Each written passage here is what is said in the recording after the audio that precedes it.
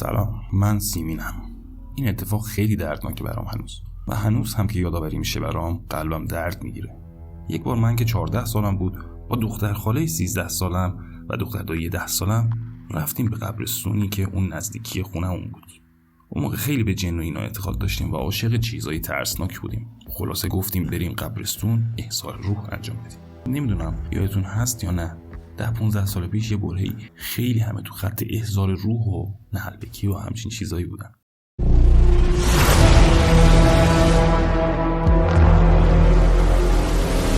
خلاصه رفتیم قبرستون، رفتیم بالا 2 تا قبر که یکیش واسه یه پسر بچه بود که افتاده بود تو صخره کنار قبرستون و خفه شده بود و اونو پیش بابا بزرگش چال کرده بودن و اون یکی دیگه هم واسه عروسی بود که شب عروسیش تصادف میکنه و به بدترین شکل ممکن میمیره. مثل این که بعد عروسیش داشتن با ماشین میرفتن خونه، تو ماشین بزن و برقص بوده که یهو از وسط جاده حیوانی چیزی رد میشه و دامادم هول میشه و ماشین میخوره به درخت و عروس هم همونجا درجا کشته میشه. دختر خالم فیلم میگرفت. هرچی تلاش کردیم و مراسم رو انجام دادیم هیچ اتفاقی نیفتاد. اون 2 تا قبرم که تازه بودن جوری که خاکشون خیس بود. خلاصه هیچی به هیچی. هوا تاریک شد. کم کم قبرستون خلوت شد. به دختر خالم گفتم فیلم گرفتی؟ گفت آره، ولی هیچی توش نبود. اتفاقی نیفتاد. گفتم مازی فیلمو پاک نکن، نگه دار، رفتیم خونه ببینیم. شاید تو چیزی متوجه نشدی. به هر حال ما تلاش کردیم. 5 ساعت تو قبرستونیم. رفتیم خونه. ساعت 1 نصف شب 3 نفری نشستیم وای فیلم. دیدیم من و دختر داییم که بالای قبر داشتیم احضار میکردیم 2 نفر کنارمون وایسادن در حالی که اون موقع تنها بودیم. گفتم نازنین دیدی خوب شد پاکش نکردیم؟ گفت چی میگی؟ نگاهشون کن، این 2 تا جونور اصلا اونجا نبودن، اینا چی ان دیگه؟ خلاصه ترسیدن ادامه‌شو ببینن. نصف شب بود، منم اصرار نکردم. نصف شب بود، 3 تامون توی پذیرایی خوابیده بودیم که با صدای جیر در بیدار شدم. دیدم مهتاب دختر داییم داره میره سمت همون. صداش کردم، برگشت، دیدم چشاش کلا سفیده.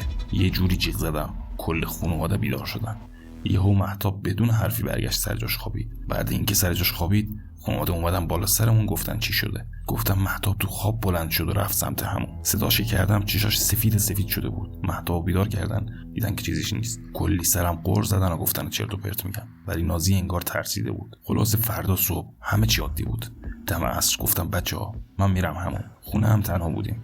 خلاصه داشتم سرمو میشستم، دیدم جیغ نازنین رفت هوا. گفتم چی شده؟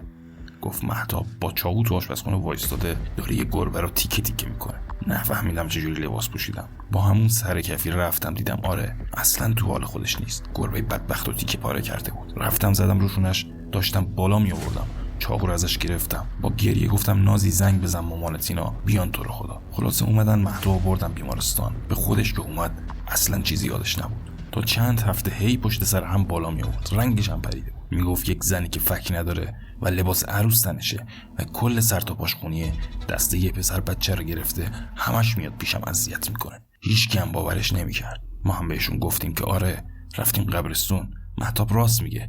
اینو که شنیدم بدتر دعوامون کردن و خلاصه یه مدت مهتابو ندیدیم. یه شب خانوادگی جمع بودیم، قرار بود بریم پارک. یه پارکی که حوض خیلی بزرگ مثل استخر داشت. خلاصه من و مهتاب و نازی رفتیم نشستیم لب حوض. پای من و نازی میرسید به آب، ولی مهتاب چون کوچیک بود پاش نمیرسید. هی تلاش میکرد تا پاشو بکنه تو آب که یهو افتاد تو آب. آب هم خیلی عمیق بود، حوض خیلی بزرگ بود. من میترسیدم برم تو آب، اونم هی تقلا میکرد. با گریه دنبال یکی میگشتم بره از آب درش بیاره. چون از خانواده دور بودیم دنبال نزدیکترین آدم میگشتم. اینقدر جیغ و داد کردم که گلوم میسوخت که یه آقای از دور اومد.